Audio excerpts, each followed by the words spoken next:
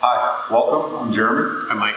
And today we're just going to talk about sequences. I was rolling with a white belt the other day, and he asked me, what do I do? And that's so common with white belts. There's so much information.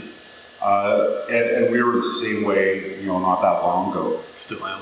And a lot of the time, what we do is we have to go through a series of things, series of steps to get where we want to go. John Danaher, talked about the traditional techniques for jiu-jitsu, where you do a takedown, you get past the legs, you get into a position of dominance, and then you get submission. Of course, if you have leg locks and all that, there's those portions as well, but we're going to be that sort of traditional model today, because that's a sort of a nice place to start. So when we're thinking about this, a lot of times in jiu-jitsu we start on our knees, but let's talk about when we start standing up. So if Mike and I are standing up, one of the things that we want to do is say I want to do a very simple takedown.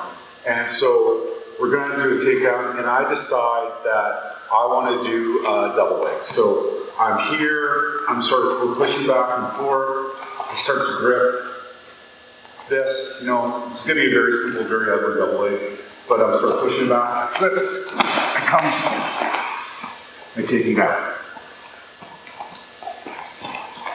So now I'm in a position where I've got the first part done. I've done the takedown, I've got Mike down, I'm in this position here.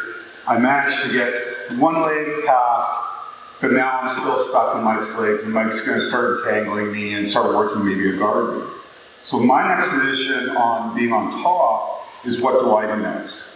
Well, in this sort of position, I like to do like runner pass if I have this leg trap.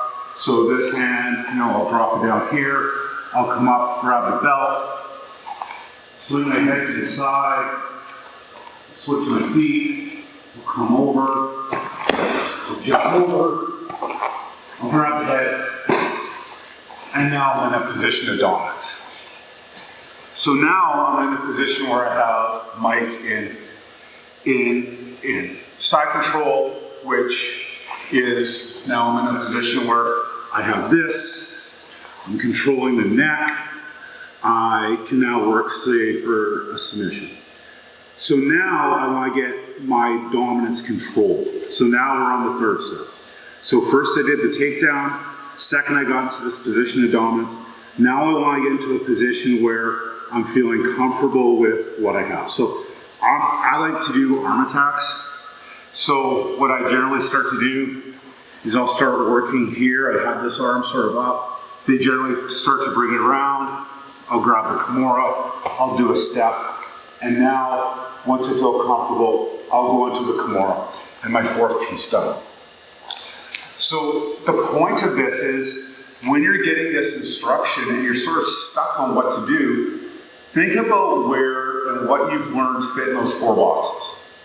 If you're doing takedowns, have a page in a book that talks about takedowns and write down your takedowns in. Next, your passes, right? Have your pass sequences set. Next, get your positions of dominance, right? What do I do for back? What do I do for side control? What about knee on belly? How about mount? And then once I get to that particular position, what do I do next? Where does this sort of fit in? Can I do an arm bar from there? Can I do a straight arm lock? Can I do a Americana? Can I do a Kimura? Are there chokes available? So what you're being taught, where does it fit in? If you're working on your guard game, how does your guard fit into that? Say instead of doing a takedown, you pull guard, and now you start from a different position, but now how are you going to progress, get into a position of dominance, getting a sweep, or maybe doing a straight attack from those points.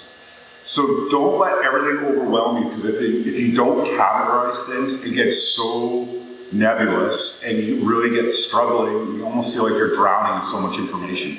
And that's one of the problems with jiu-jitsu when you first start. So start compartmentalizing things and putting them into little slots. Even if you don't remember it next class, you'll have it written down. When you advance your belt, you can go back and go, oh yeah, I remember that. I remember that lesson. We learned this, and you'll do it again and again. So I really hope that helps your jiu-jitsu journey. I hope you have a great day, and we'll see you soon.